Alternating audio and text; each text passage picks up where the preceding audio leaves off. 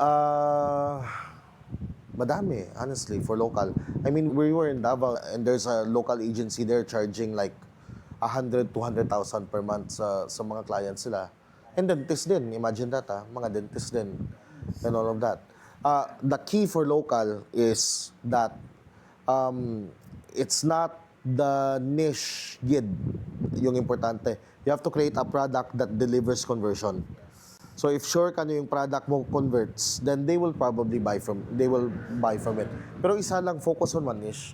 If salon yan, then focus on the higher end salons. Kasi the lower ends cannot afford it anyway, di ba? 10,000 per month, mabigat na sa kanila. You know? The effort of marketing to an expensive client and a broke client is the same. The headache is less. Diba? Then experience nyo siguro, diba? The higher paying clients don't complain much. Diba? So, yun. No supervision at all.